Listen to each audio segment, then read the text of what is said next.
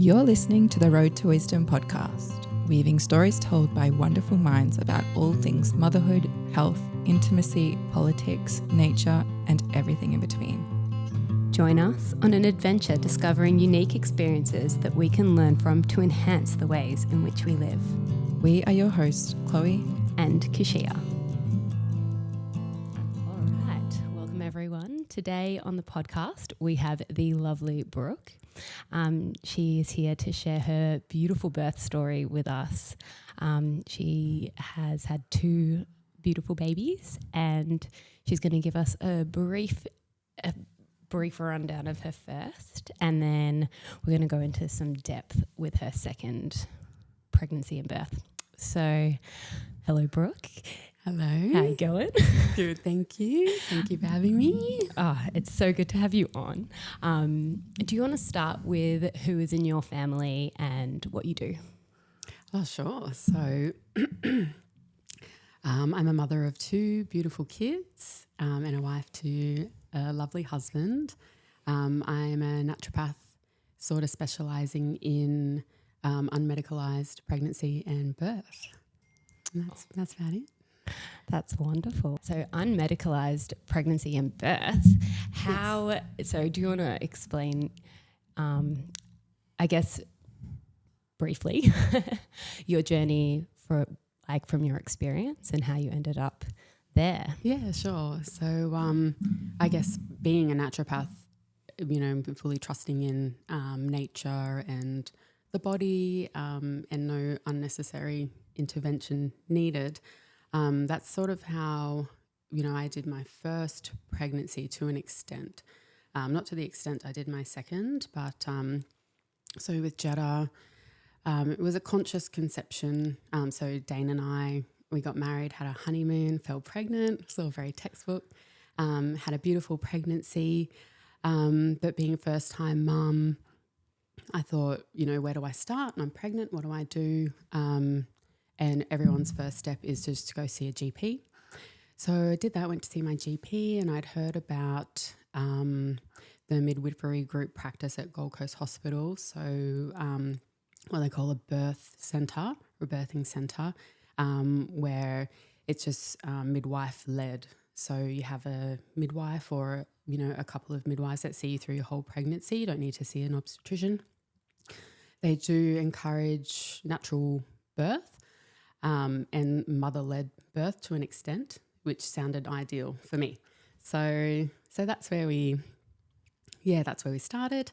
Saw my midwife every, a few months, I think. And then, they gave me some advice on what to do when my labour started. And so that was all very exciting. I went to nearly 42 weeks gestation with Jeddah.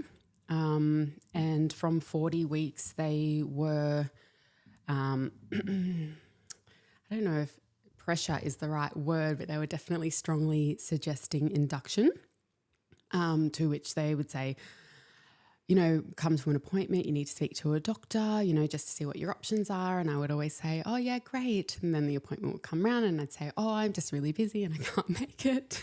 And so I actually decided to get acupuncture to almost, I guess, encourage the onset of labour, which looking back at it now, I don't think I would even do that again. So anyway, I got acupuncture and went into labour straight away, very gently. Contractions started, they were very soft and very enjoyable. And Dane and I were getting really excited. And then, everything sort of slowly progressed overnight. And then so I would call my midwife. She would come, would come to my house, overnight just to check and see how things are going along. And, with not having had a baby before, you think that the initial contractions are really quite intense and that you should be having a baby any minute. Little do you know that it does progress quite substantially. So she would come out and suggest, vaginal exams, cervical exams, and see how far I was dilated. So I just went along with it. I said, okay, I did want to know where I was at, and I did want to almost get to the hospital so I could settle in, but they like you to wait as long as possible. So,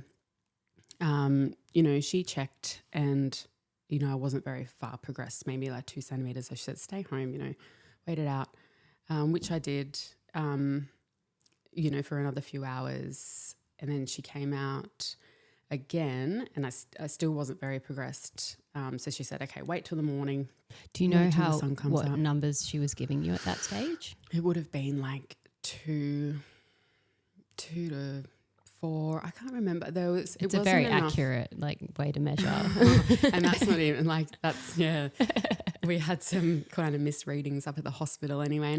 And looking back at that now, that was another reason that I didn't want to go through that again. Like, it was irrelevant, and all it did was mess with my head, So, she just said, wait till morning. But one of the things that she did, and I know it's very similar to do like an exam where they're checking how dilated you are, and also a stretch and sweep to sort of move labour along. But pretty sure she did a stretch and sweep while she was in there without my consent. And what that did, which a lot of women, I didn't know this could even happen, but just separating those membranes created my body was just kept trying to heal them, and I kept creating this, and it sounds disgusting, but like bloody mucus. So it was like I kind of had my period the whole rest of the time I was in. So that made me feel, a bit uncomfortable when I got to the hospital. I didn't feel like I could, bleed freely, and kept having to change pads and things like that. So that was one thing that I didn't want to experience again. And anyway, we went up to the hospital. I really wanted to have a water birth, and, I felt like I was in a lot of pain with the contractions. I wanted to get in and sort of ease some of that and have a bit of a break, because I'd been up all night, contractions were steady. They wouldn't let me get in the pool. And they said I had to wait till I was, more dilated. So I went, as far as I could. And then I was really exhausted. And Keshia, you were there. Keshia was my birth photographer. And it was lovely having her there. She was a real advocate for me. As I said, I remember crying and saying, I just want to get in the pool. I just want to get in the water. And he said, just do it. Tell them to fill the bath now and get in. And so that's what I did. Yeah, so I got a little bit of a break. But, it was all this negotiation, and, they would, pop the Doppler onto my stomach every 15 minutes to check the baby's heart rate. So that just disturbed me. Yeah, I was having to, almost argue for what I wanted really strongly. There was almost an element in the room, sorry to interject, cut you off, but it did feel like there was an element in the room of first-time mum, she doesn't know what she's doing. Yeah. Yeah, and so there's that follows you along, and it was frustrating to watch from an outside perspective, but I can only imagine what it was like when you're feeling it. Yeah.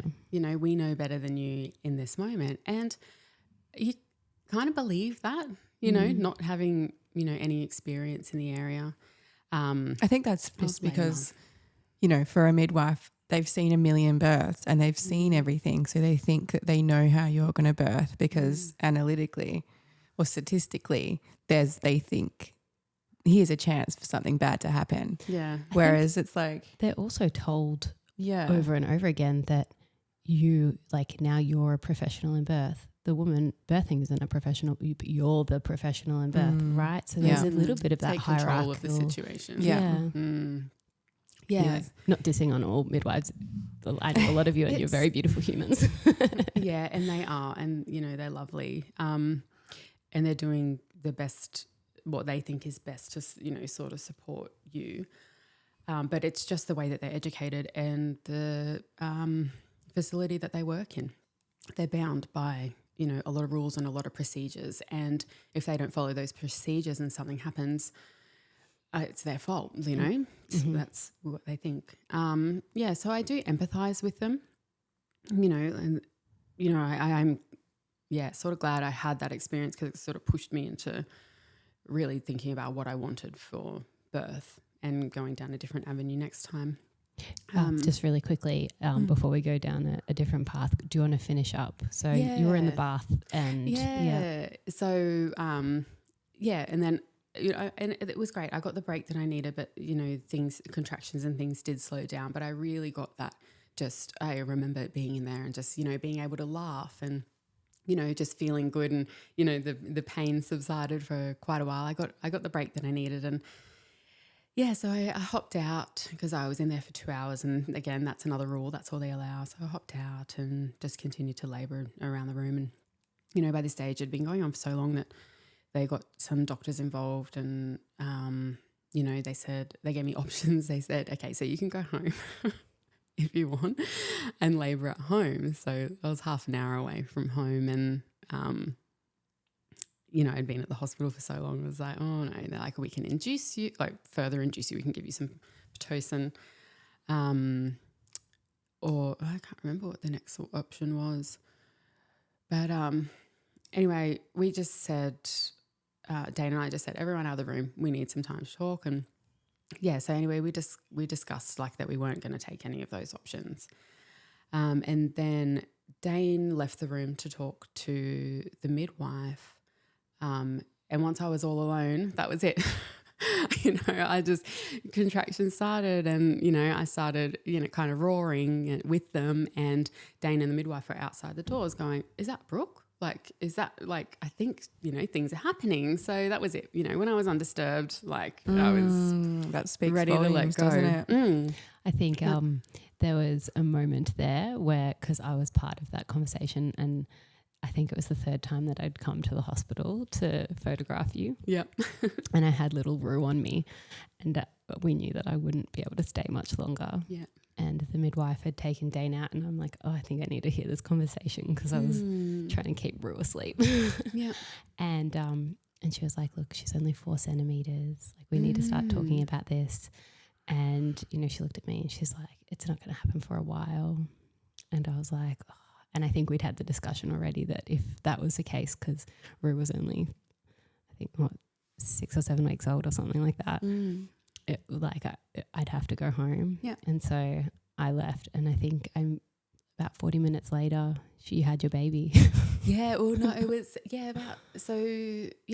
think it was, so that all happened at about 6 o'clock. Jetta was born at 10 to 9. So, it was about nearly 3 hours later that things progressed. But then another thing. So finally I was at the stage where, the surges were coming. My body was pushing on its own. And they said, great, Brooke, you can finally hop in the water. Finally got in on the next surge. Meconium came out, and that, Brooke, get out of the water. So mind you, I've got this head in my pelvis, and I'm walking from A to B, and, just unpleasant. And anyway, so I hopped up on the hospital bed on my hands and knees. I didn't know it at the time, but strategically they had placed me facing the wall, so I couldn't see what was in the room behind me. Because there was meconium in the waters, they had a massive team of people come in just in case, anything went wrong. So little did I'm in this really vulnerable position. I'm facing the wall, about to give birth to my baby. There's 10 strangers in the room. And then everything went fine, Cheddar was birthed beautifully, really slowly, as is her personality. There was no issues with, aspirated meconium or, anything like that. So, that was that. But another, thing that I didn't want to experience again was being in a vulnerable position like that. And, a lot of people just observing me, it's really an uneasy feeling. So, and to finish it off, after I'd birthed Jetta's placenta on the toilet, I'd actually hemorrhaged. So, lost a lot of blood. As I went to stand up after birthing the placenta, I remember saying to the midwife, my arms just feel really heavy. And she just looked at me and said, Brooke, pass me your baby. So I did, and then I fainted. It must have only been a few minutes, but that was another, sort of what they, deemed an emergency. So it was all hands on deck again. And, you know, Bubs wasn't in my arms, which, you know, I didn't like. She was with Dad. So that was, I think I was like, don't let anyone touch her or take her away from you. So they just helped me back to the bed. And then, everyone sort of, you know, got together, you know, sort of cleaned up everything. And, you know, once all their tasks were done, they sort of left us in the room, Dane, myself and Jedi, and we all, you know, slept for a little while, and she was on my chest, and that was really beautiful. And yeah, I ended up staying overnight, so I just wanted to check my bloods, that they weren't too low, hemoglobin and things. So yeah, so that was that. An experience. Yeah. And I mean, yeah, all in all, you know, it wasn't awful. It was just not what I wanted for my birth experience. You know, we're women, we only give birth a certain number of times in our lives, and you want it to be how you want it to be, you know, not controlled by other people and not like what you want being compromised. And it's hard because like all those midwives, they just see that and they don't probably understand that a lot of the things that go wrong are attributed to the fact that there is so much going on in that space. And so, you know, they're not always advocating for birthing at home or unassisted or just you do your baby's going to do the thing that it needs to do, and you will too. Yeah. So it's hard, hey? Yeah, it is. You see so many pathologized births because you're in that space. You're in the environment. That's you're obviously what's going to happen. Yeah, you're not seeing natural births in a natural environment. Yeah. Well, I'm excited to hear about birth number 2 then. Oh, should we get into it? Yes, we'd love to hear it. Okay, so. Oh, for the record, I was also at this one almost.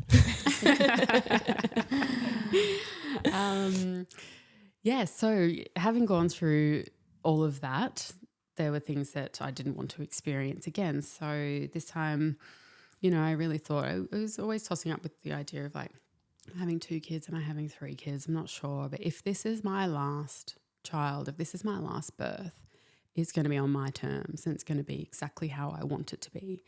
And I didn't want anyone else analysing me and, you know, looking at, you know, my blood tests or, you know, my baby inside my tummy and telling me, you know, what everything should be like. And so I made the decision to step outside of the medical system and do my own prenatal care. You know, fortunately I can do that given the background of knowledge that I have, you know, being trained as a naturopath, which I know is not available to a lot of people. And that's, I guess, what makes it a little bit more confronting. So I felt really confident. I knew how to monitor my blood pressure, my blood sugar. I knew the signs of iron deficiency, you know, all the things like that. So I did my own prenatal care, I recruited a midwife who was very comfortable with me wanting to do that. And she just said, you know what, I'm here if you need me, which was perfect. So yeah, she was really lovely and supportive. I had a moment of weakness at around 20 weeks where I thought I wanted to get a scan. You know, I was doubting myself and I thought, oh, I should check that everything's okay. And to the point where I asked her to write a referral and she did. So I was one step away from going, like booking this ultrasound and getting it done. And I just got the strongest feeling of don't do it. Don't do it. And I think it was my son saying, don't do this, Mum. We got this, you know. So I ended up just, forgetting about it and not doing it. And how did you feel pregnancy-wise? Because, I mean, you didn't have too much monitoring during your first pregnancy anyway, but how did you feel going from your first to your second pregnancy? Was there extra doubt? Was there, were you thinking back to your first pregnancy where, you know, they were testing this and this, should I be looking at those things now too? Like, was there any of that cross-examination? Not really. No, not really. It's not a decision you make lightly, not getting this medical care. It comes, you know, from a place of really deep, deep trust in yourself as a human being, your body, and doing what, you know, it was designed to do. And then also a place of allowing you know, things that aren't ideal, you know, allowing for, you know, baby not growing properly and, you know, potentially losing baby in the womb, or, you know, being born with abnormalities or heart conditions, or, you know, there are things that do happen, of course, but, you know, you have to be okay with these things happening in order to make a decision like this. So, you know, I thought about it a lot, and I was okay with it, whatever, you know, if anything was going to be picked up in a scan, what would I have done anyway? You know, me personally, it's not everyone's decision, but I wouldn't have given up my baby. You know, I would have followed through with everything. So what's a scan going to do? It's just going to cause me stress, you know, worrying what, you know, my baby's life might be like, or so I got right with all of those considerations, and I really felt comfortable with, you know, whatever happens is meant to happen, and I had a deep trust for, you know, what the universe had in store for me on this journey. And, you know, I knew that I had, you know, family and support around me, that I could cope with, you know, potentially things not going well. But I didn't dwell on it. I didn't dwell on it. I just accepted it. You know, I didn't worry. There was no worry. You know, I had a great pregnancy and a happy pregnancy, a stress-free pregnancy. You felt good throughout the pregnancy? Yeah. I felt good throughout the pregnancy. You know, got the normal things like heartburn and, but that was about it. A bit of back pain, you know, but everything else, was fine. If there was ever a doubt in my mind that I thought, okay, things feel a bit strange, you know, things don't feel like they're going, you know, right. Yeah, I would have investigated it for sure. I'm not, you know, anti anything, you know, I'm not defiant of the medical system, and I don't have, you know, any personal issues with the medical system. It's just that I didn't want to have that experience. You know? I think it's very natural too that once we've had one baby, or maybe you learned this beforehand, but you realize that it doesn't need to be medicalized. No. And as soon as you see that this is a process like conceiving a child, like any other human bodily function that we don't need medical assistance to perform. Yeah. That's where I was at anyway. Yeah. And then as soon as you kind of wrap your head around that, it's like, okay, so when it feels like it's not just a normal bodily, like human bodily function, well, then that's when I would probably go and seek medical help. I can totally relate to that too. I intended to not have any scan or anything for my last baby, and I was in such debilitating like pain. I'd never had a headache like that, like a migraine before, and I couldn't stand up, and I just felt like there was something in me that I was like, there's something not right, and I have to deviate here because I'm losing sleep over it, just worried and feeling like there's something that's not right. It's just, you know. So I think that's a really good place to be. Like if you want to take this full responsibility and go down that path, that the stubbornness to not deviate is just not necessary, and it's not a benefit sometimes. No. Yeah. Sorry, continue. Sorry, that's our 2 cents every second. Yeah, I know. Great pregnancy. I knew, one thing I did do at the start was a pregnancy test. So I did that just to, because my period not coming wasn't enough. I think I had some left over. So I thought, you know, and it is exciting to know that there's another being coming into the world. So we did the pregnancy test. And that was it. But so I knew, you know, obviously my gestation, there was a part of me that, you know, when Dane and I were obviously intimate before I had my period back, you know, I might not know the gestation, but, you know, I was okay with that anyway.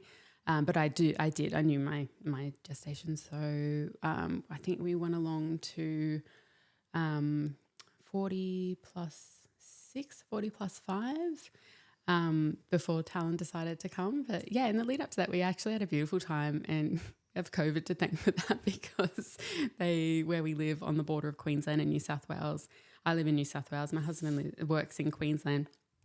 So he was unable to cross the border. They had a hard lockdown. So before Talon was born, we had this beautiful week of just sunshine and perfect weather, and we were just all together as a family, you know, really soaking that up as a family of 3 before our son came along.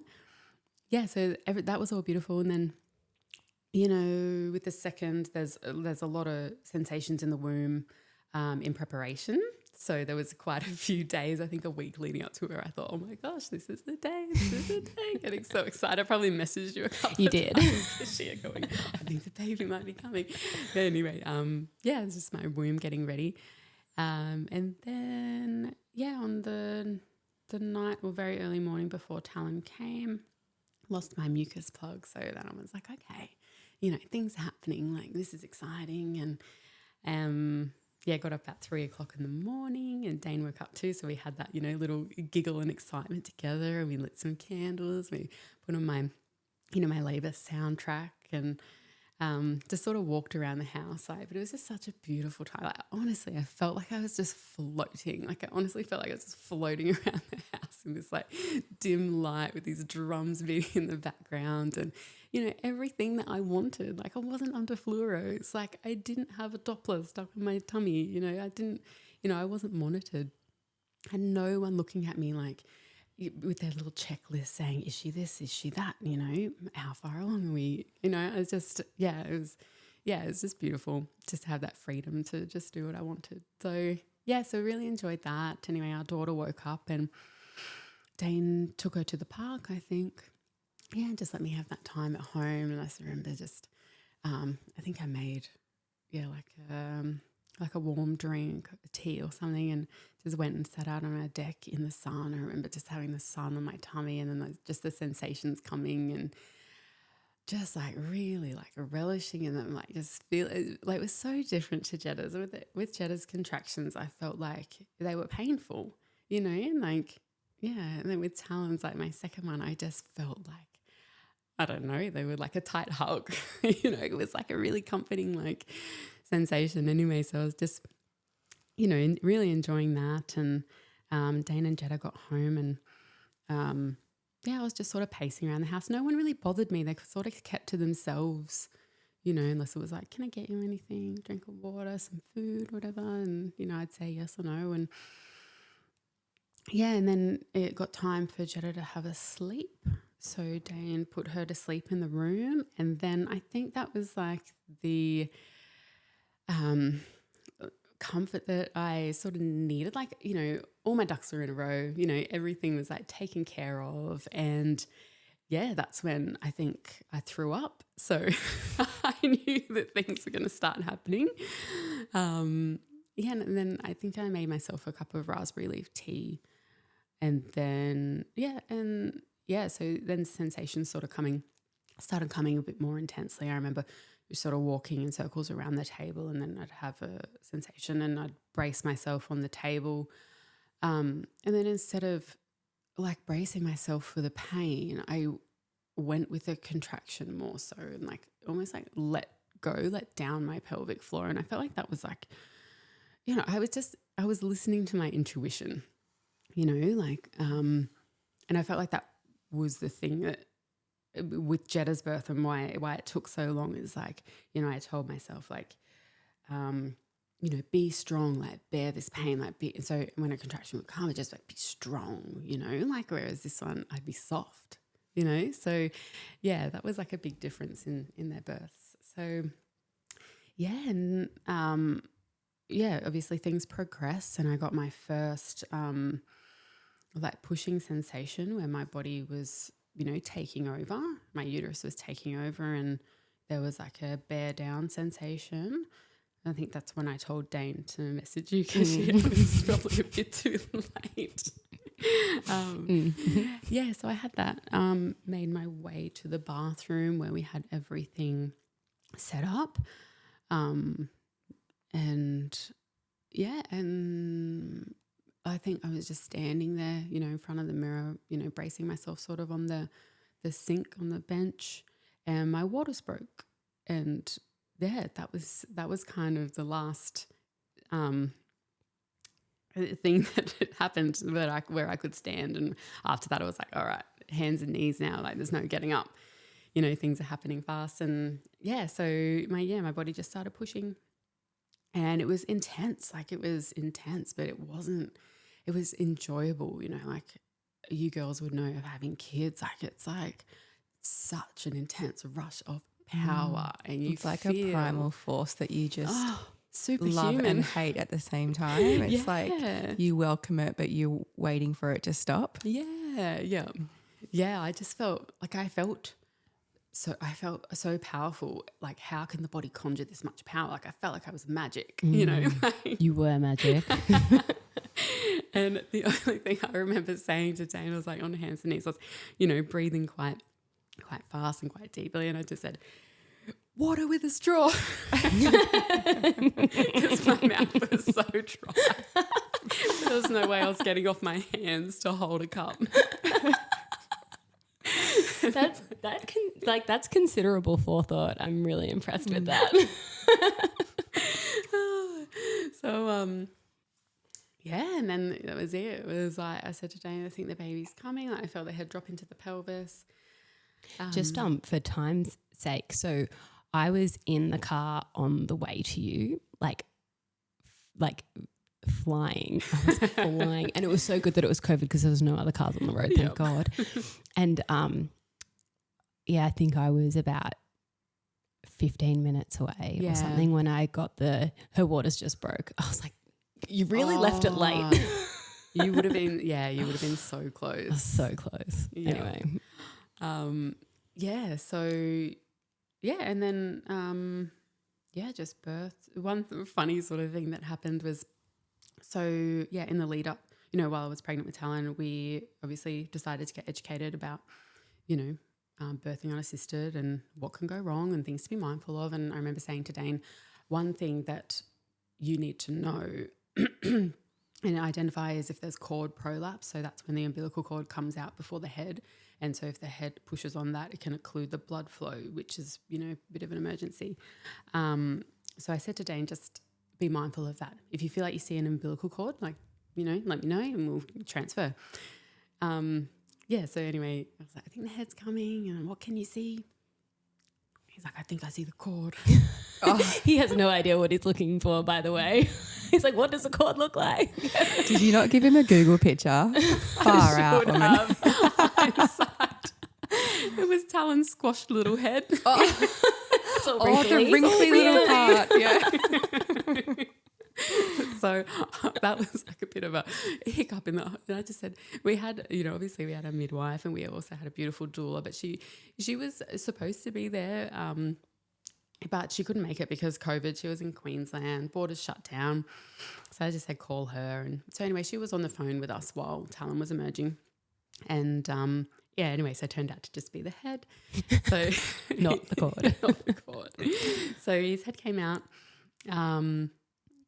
Beautifully. And then with the next sensation, the rest of his body came out and, you know, Dane caught him. And, so Dane was, I think, looking back now, just focused on what gender the baby was going to be because he just yelled, it's a boy, it's a boy, it's a boy. And then, you know, passed Talon through my legs. And I was like, oh my gosh, my baby boy. You know, got him in my arms and looked down and realised like, oh, hang on, there are some things going on here that look different. So Talon had a lump under his left sort of armpit and it looked like it had sort of two chambers, and my first thought was it looks like a heart. And I was thinking, has his heart formed outside of his chest? And then, you know, I looked down his arm, his left arm, and his little pinky finger was really swollen. I was like, this is odd. This is odd. But, you know, obviously looking over my baby like mums do. And just seeing like he was crying, he was breathing, he was, you know, beautiful and pink, covered in vernix. And so I said to Dane, Dane didn't notice any of this. This is why I was thinking he's just focused on tipping the boy. And then Dane sort of joined me, you know, in observing. And I think our doula was still on the phone. She said, send me a picture. So we took a photo of Talon, sent it to her, and she goes, yeah, I think, guys, it's time to get some assistance. And we agreed. We didn't know what we were looking at.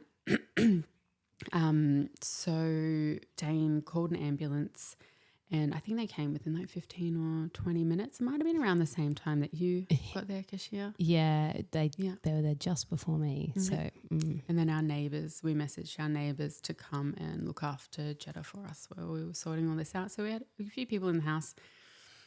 I had Bobs in my arms. You know, obviously the paramedics, you know, looked over him. They didn't, you know, couldn't say what was going on, but just, yeah, that we had to get to hospital. I wasn't panicking at all. I didn't think there was a need to really panic. You know, I didn't get a feeling that this was, you know, a real emergency. And, you know, I was also getting sensations of contractions, like the placenta was wanting to come. So I just said, you know, everyone chill out. I remember the paramedic, I don't know if you remember this, Keshia, but he was like, had his hand on my back and he was like pushing me towards the door. And I just had to look at him and, you know, take control of the situation. And I said, don't touch me. Don't touch me. Everyone just needs to just chill out. You know, I feel like the placenta's coming. Like, can we just take a beat? You know, so I went and sat on the toilet to try and make way with the placenta, but I wasn't ready. So we bundled up. So here's me, starkers, baby in my arms, umbilical cord. I just remember the umbilical cord being so long that it was like, just like between my legs, like hitting my knees, and I got my baby on my chest, and I'm thinking, wow, that's a long cord. go me. And anyway, so Was it still attached, or had you guys? Yeah, Still attached. still attached. Wow, that's long. Yeah, still attached. Thankfully. Yeah, so just you know, I was starkers. They just wrapped me up in some blankets. It was, you know, 2:00 in the day, I think. So I'm like, you know, ambulance out front of my house and bundled into the back of it with Talon. Yeah, so just held him in my arms. He nursed, you know, he latched straight away as soon as he was born, and so everything was really going really well, apart from these few lumps and bumps that we didn't know what they were. So, you know, had to transfer hospital, get it investigated. So we went to Tweed Hospital. Yeah, and then, you know, as soon as you sort of bust through those doors, it's, you know, all systems go. There's doctors, there's nurses, there's everyone working really fast to, you know, to figure out what's going on. So I feel like there's a lot of chaos around me, but, you know, I was just in my bubble with Talon, and that's sort of all that mattered. And then, you know, people started approaching me. I think the midwife said, okay, Brooke, it's time. We need to separate Talon because we need to examine him. So we cut the umbilical cord, and he went up on one of the little tables for the doctors to have a look over, which is never nice. I went and they said, do you want to try and, you know, birth the placenta? So I did that. Went to the bathroom, did that while they were looking over Talon. I think I had a quick shower, and then that was it. I was, you know, up being like a natural health professional myself. So just thinking, you know, what needs to happen next, like very methodical, like very, like switched on and attentive. So, you know, the doctors were straight away, you know, we should do antibiotics because there was meconium in the waters. You know, you can't breastfeed him. We don't know if that's his stomach, you know, things like this. So things that, you know, I had to process and make decisions on. So I let the doctor know that Talon had already nursed, and that I was declining antibiotics. So I just said, you know, thank you for your concern, but can we just wait and we'll monitor for signs of infection? And if he presents with fever or anything that suggests that there might be an infection, that we can proceed with antibiotics then. So they didn't like that, but they said okay, because that's all they can say. So yeah, and then there were things like vitamin K injections. No, decline, you know, there's no need at this stage, that I'm not concerned. He hasn't sustained any trauma. There's going to be no issues with bleeding. So there was that. So just faced with, a lot of decisions. Vaccination, hepatitis C shots, no, declined. Thank you again for your concern, but I'm going to decline that one. Yeah, so that was that. They popped a tube down Talon's throat just to verify that his stomach was in the right place, and everything, was good. So I finally got to hold my baby, and and then it was just they weren't really equipped to diagnose, do further investigations and diagnose Talon's condition at Tweed Hospital. So we had to transfer up to Queensland Children's Hospital in Brisbane. Can I ask a question? Yeah. Did they confirm that it wasn't his heart or anything that any major organs that had grown out of his body quite quickly? Or I don't know if they could confirm major organs. They could confirm the heart because I guess with a stethoscope, they could listen and see that it was in the right place in the chest. But in terms of, any other major organs, just MRI. Yeah. So that they don't have those facilities at Tweed. So we went up to Brisbane. I spent 10 nights up there, which was a journey of its own, and me just going into battle for my child, defending him and making sure that he wasn't getting anything unnecessarily that was going to perhaps lead to more health complications down the track. So, what was why did they think that it was, why did you have to stay for 10 days? How were you in NICU? Were they treating this as a potential big threat? Yeah. And it took 10 days for them. Yeah. So I think it's maybe the scheduling of the MRI that probably led to that. How long, because we weren't really an emergency case, we would be scheduled for an MRI, but something more important would come up. So we just kept getting pushed back. He was in the neonatal intensive care unit, which I'd heard about, but I'd never experienced this. And so I was really shocked that they encourage mothers to leave that place.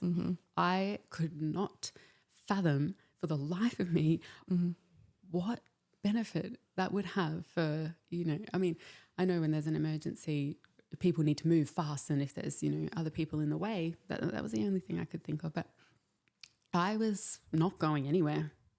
I was staying with my baby. And they make it really uncomfortable for mums to stay. There's nowhere to rest. You just have these little chairs. And once they knew that I wasn't going anywhere, a really lovely nurse got me a recliner chair from somewhere. I don't know where she pulled it from, but she got it for me. And I, just sat there with Talon and held him, Can we, could you share with our audience how big Talon was? Oh, yeah. He was 4.6 kilos. What? Yeah. He was huge. He was 10 pounds something. I can't remember what the equivalent Nearly 5 kilo pounds. baby. Yeah. 4.5 kilos. Yeah. He's a big boy. And he's Good still job, a big boy.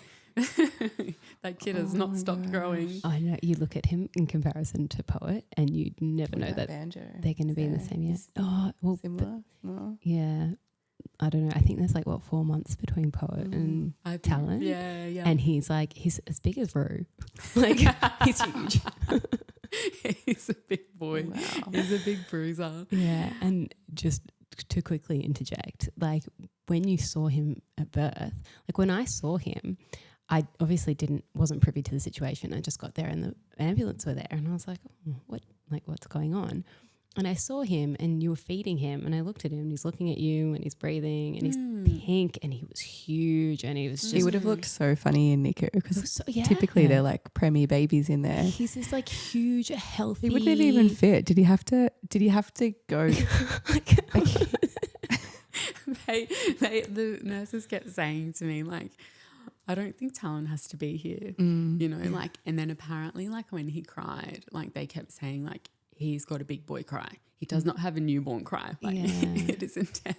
Oh my God. But he's just such a healthy, like apart from this one thing, Yeah. he was so healthy. Like there was nothing about him that didn't look perfect at all. So I felt the same way.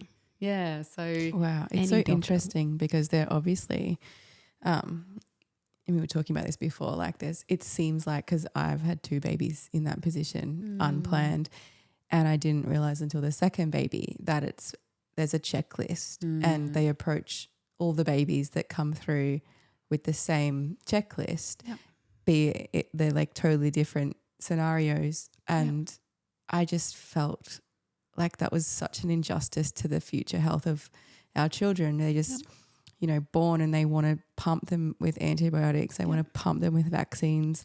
They want to do everything on the checklist before they've actually looked at the baby and even listened to the mother and how the baby was, you know, they wanted to do all that for my babies before they'd even listened to how the baby came out or like what happened or any testing or anything. And I just feel like that's a thing. And I queried some of the doctors about it, and even they were uncomfortable. Like, yeah, it's just what we have to do. And I'm like, and no one's decided to like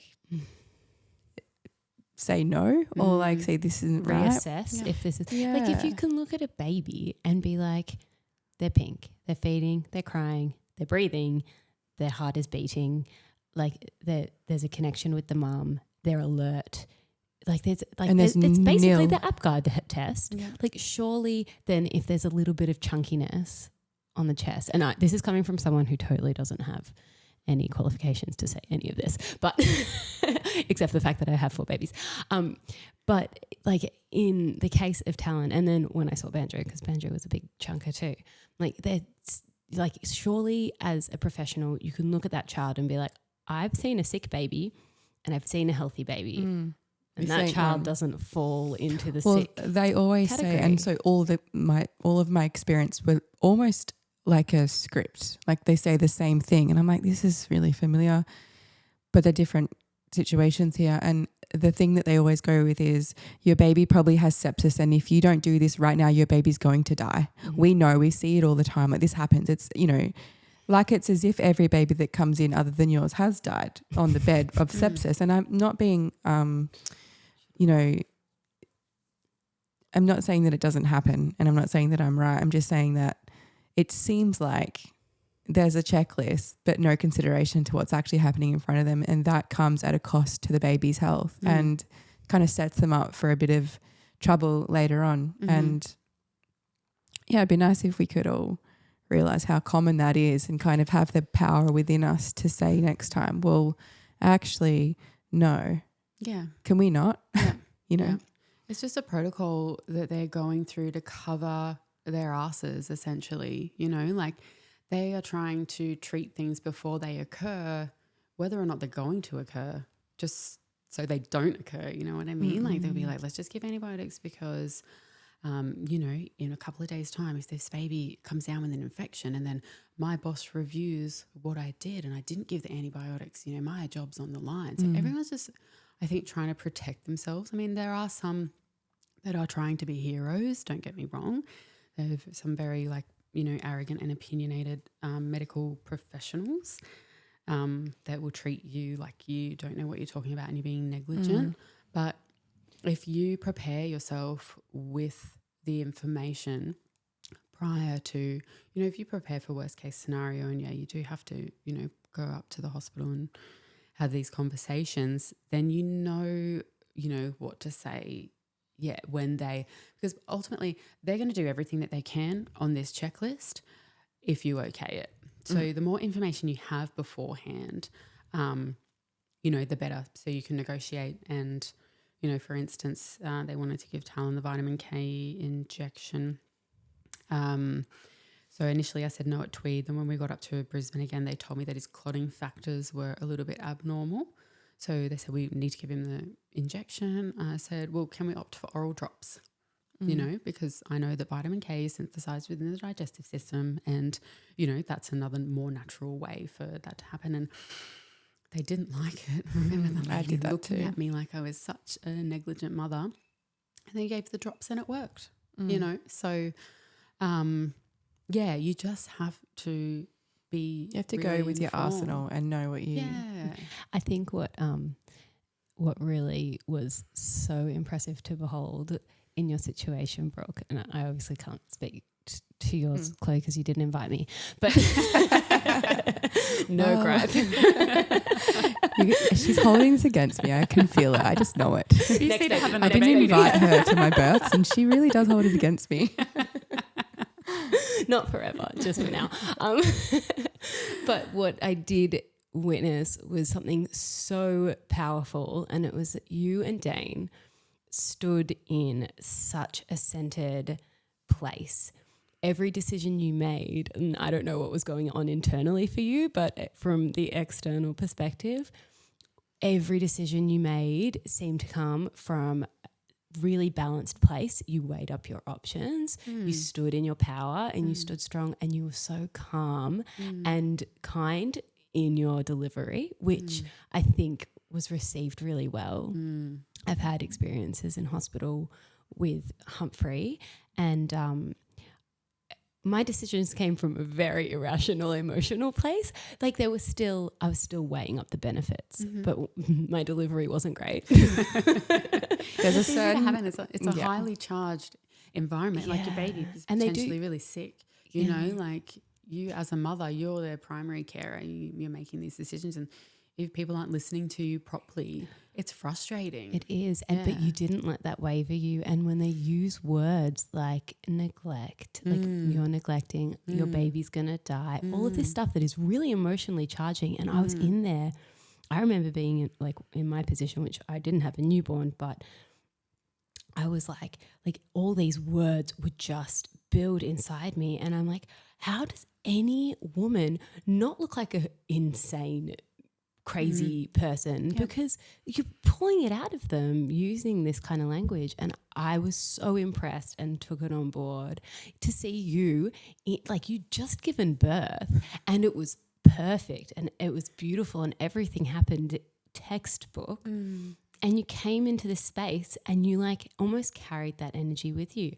And just you and Dane, I left that and I was just telling everyone, they are the best parents. I want them to parent me. They are amazing. I don't even know what I just saw, but I'm changed forever by it. There's a level of graciousness that you do need to take to those environments because it will work in your favors. I personally struggled with that. I remember them sitting in the neonatal ward with my fourth baby, and they're like, it's time to really have this conversation about the vitamin K injection. And I was like, okay, give me your best info that you've got on it. And they gave me their little printout, and it was the worst information that I'd ever read about this. And I kind of presented back with them with my arsenal, and I was like, well, how about this? And oh no, well, this is just the information that we get, this is what we've made. And I'm like, listen, don't come back around here. Don't come back in my little space. Okay.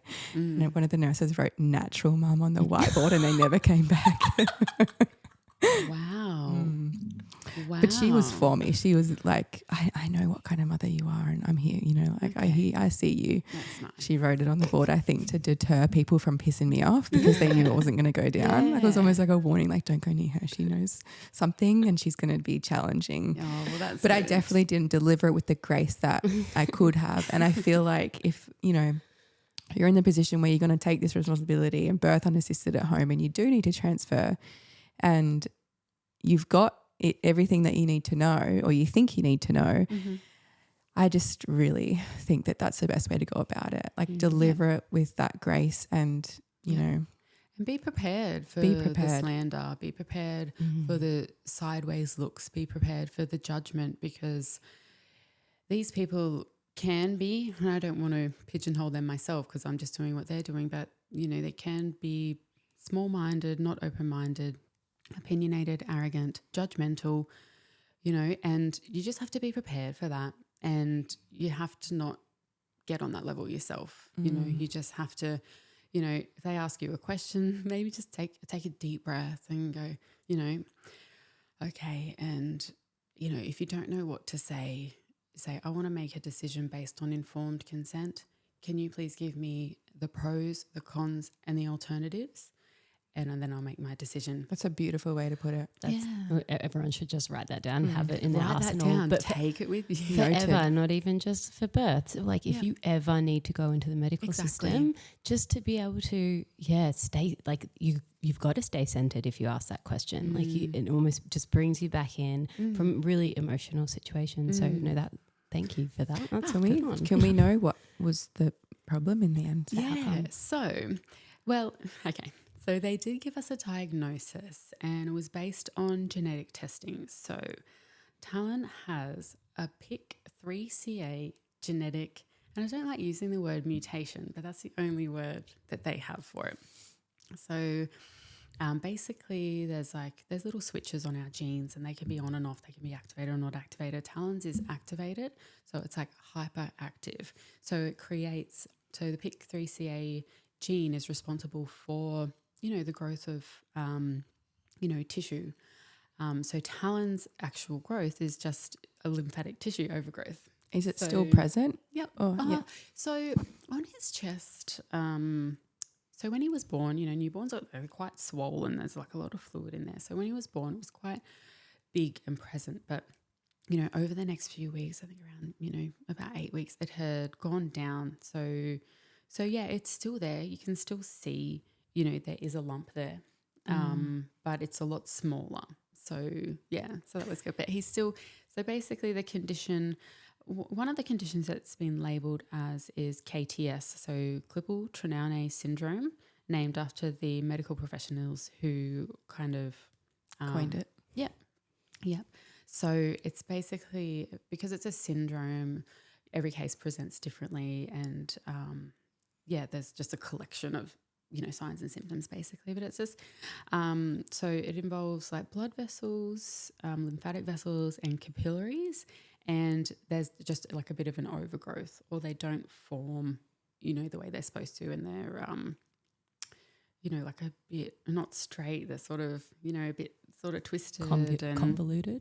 Yeah, that might be the word. So Talon's, his official diagnosis was that, or I think it said on the actual medical report, possibility that this is likely what it is. Since then, we've spoken to his hematologist, and he said, I don't think Talon has that. I think he just has PIK3CA overgrowth syndrome. So it's one of those super rare things. Well, and that's a thing as well. And when something like this happens to your child, and especially someone, with my background, I was like, why did this happen? And you go through all the phases. What did I do wrong? Did I do something wrong in my prenatal care? Could I have done something differently? And that's all part of it.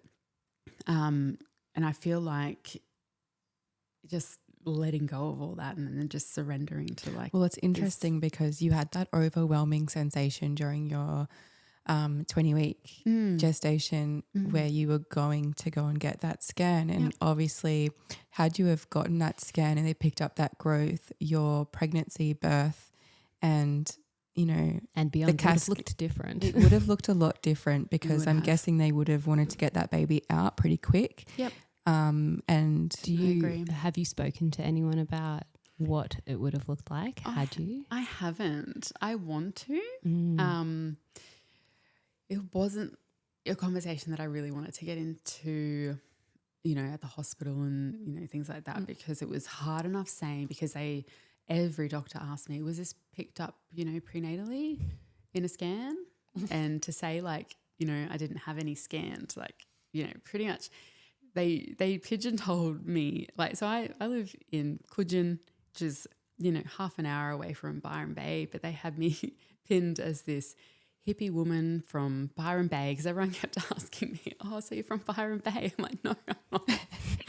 I'm from the Gold Coast more. Yeah. So, so even just having those conversations, I could feel myself getting pigeonholed. I could almost hear what they were thinking. So I didn't want to have those conversations. I'm like, so if I did get a scan and this was picked up, what would you suggest? But I can guarantee you I wouldn't have been able to carry him to term because, he was a big baby anyway, and they rarely let women birth big, 10-pound babies naturally these days. So, he was over 10 pound and he had a growth, you know, and then, yeah, if they saw that on the scan, they would have been throwing around words like tumor and, you know, and for me to have to deal with that from like halfway in my pregnancy, you know, like, is my baby going to survive? You know, like, oh, that would have been so traumatic. Can't imagine that would have been really, really hard to, yeah. So, and I'm like, so I just want to be super extreme here. Like if there are also people that wouldn't have been, that potentially might not have even, you know, like felt comfortable going ahead with their pregnancy. I know this is sound extreme, but like, because it's all just a guess and they're like, well, your we baby, don't know. yeah, your baby could, probably can't survive. You know, those kind of things. Yeah. It looks like it's on the heart. The heart looks like they're probably not going to. Exactly. And Talon is thriving. Like nothing holds that kid back. Like he is so full of life and just so much fun and just growing beautifully. And yeah, so I mean, apart from like aesthetics of, you know, he's still got his like his swollen pinky, he's still got his little lump on his chest, but like he is just a normal, healthy kid. And he's super gentle too. Like he's just a big gentle giant. He is. I love him. Yeah, he's gorgeous. So yeah, I think that I made the right decision by listening really strongly to my intuition and giving him the best start in life. You know, like they probably would have advised a cesarean, you know, which means he wouldn't have been inoculated with the microflora. You know, he would have had, you know, he would have been immune compromised, like digestive system would have been compromised. Yeah, it would have looked very differently if I had entered the medical system and trusted their advice, I think. Yeah. Or been coerced into. Yeah. Because, there would have been a lot of fear-based mongering, I think. I remember, just speaking of that just triggered a memory from Jetta's birth of after I had my hemorrhage. The doctor came down and said they wanted to give me Pitocin, you know, to clamp down the uterus and stop the bleeding. I said, can someone just cut off a piece of my placenta so I can put it in my cheek? That would have been like, oh dear, this barren baby's back. Seriously. And no one was really listening to me and I pretty much had to yell it out. It was like, my placenta's right there, I can see it. Like, can someone just break a piece off? You just rip it with your teeth. Anyway, she did pressure me into getting the Pitocin injection because she said, and these were her words, if you want to be a good mother to your baby, you will get this. Oh my God. And I was like, does she really think I'm going to lose that much blood that I might die? You know, like, it was scary. Or be a bad mother. Like, or worse, be a bad mother. Yeah, exactly. That's really sad. I actually feel really sad to hear that. Yeah, and then so I was pressured into getting that. And after that, there was a jumble up of natural hormonal processes that a mother goes through, because looking back on it now and having had everything progress naturally in the natural cascade, there was a disconnect between the bonding of Jetta and I. Like, don't get me wrong, I loved this baby. I loved her. I loved having this baby, but there was definitely this gap in like the bonding, you know, like, and it was because of that artificial Pitocin, and my body had to process that. It messed up the natural flow, like the natural cascade, and so it's. I think that's a really important point, because the natural cascade doesn't stop when the baby comes out. No. Like, it's continuing on for you know, weeks, months, years. Connection between women who have had, you know, either induction or, you know, postpartum hemorrhage and Pitocin to stop the bleeding with postnatal depression. You know, there's like this, like obviously postnatal depression, there's a component where I don't feel connected to my baby, you know, and if women just realize like maybe it's because your body's still trying to process interfered with. Yeah, exactly. So yes. So outside of the medical system, absolutely beautiful. There came a point where I did need to rely on the medical system, and I was so thankful that the facilities were there to give us the answers that we needed. Everyone did treat me with respect. No one disrespected me at Talon's birth, which was great. I could see the looks on their faces, but no one actually, said anything. So, that was great. So, I mean, like I said, I'm not anti these institutions. Like I just don't think that birth needs to be in it when everything, there are, medical emergencies and emergencies in birth. Yes, hospital might be the place where you need to go to get the help that you need, but general physiological birth, for me, birth, does it need to be there? Yeah. I say to people, would you take your dog to the vet to have her pups? We don't need to go. No, you just do it. Yeah. You set them up a nice little cozy, quiet area in the back of the house and you let them do their thing. Yeah. So, So I'm thankful that it was there. But, I'm grateful for the experience that I got to have being outside of it. I felt with my labour, it was just such a different labour. I felt so connected to the energy of the earth while I was labouring. You don't get that in an artificial environment. And I wish for every woman to be able to experience that. It's just incredible. It's just life. It's a life. It's the pulse of life. And you are connected to it when you're in that realm of bringing life into this world. And it is so special. It is so special. Is that kind of how you got into that niche of your career? Yeah. So stepping outside of the medical system, you don't have to be on your own. There are other people that support that. And if you have, not everyone knows how to take their blood pressure. Not everyone knows how to check their blood sugar. If these are things that, you might want to check out without having someone go, oh, well, you should also be getting this and you should also be getting that. And, you're not doing all the right things. I was like, who can I go to anyone if I have these questions and I want help? Like, I could do it myself, but there was just no one really to go to. So I was like, I want to be that person. I want to be, if you want to step outside the medical system, but you still want to be, cared for, I'll do it. I'll help support you, Yeah. So just so beautiful. And that, there's more and more women going down that path, because we are in a season or a time of reconnecting to that and just trusting ourselves. Yeah. And it's really nice to see that there are people stepping into the role of, those wise women care roles, because, like as much as I think birthing in your home is a really beautiful thing, but I also think that being nurtured and having wise women around is just as incredibly important.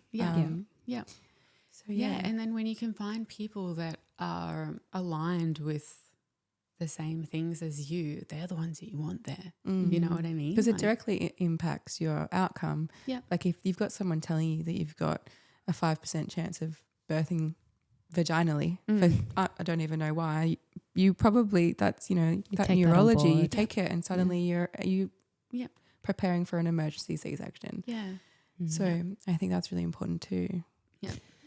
Well, thank you, Brooke, so much for coming in and sharing that story with us. These stories are so valuable. So valuable, and we need to hear all of them, I think. And all the different outcomes and things that can happen. And this information is going to be so valuable to so many people. So thank you so much for that. Thank you so much for having me and, listening to me and, seeing the value in sharing these stories together. Yeah. And also just well done for being a general goddess. It's Speak for yourself, lady. I wish I was composed as you. You definitely have an energy about you that's like, come to me. Just like you just hold it. Like there's no like wavering. You're a force to be reckoned with, my love. My head is about to swell out of these headphones. We'll end it there then. See you guys. Thanks for tuning in to the Road to Wisdom podcast. To join the journey, you can follow us on Instagram at theroadtowisdom.podcast and at www.theroadtowisdompodcast.com. Don't forget to subscribe and leave a review. We look forward to seeing you next week with more juicy content.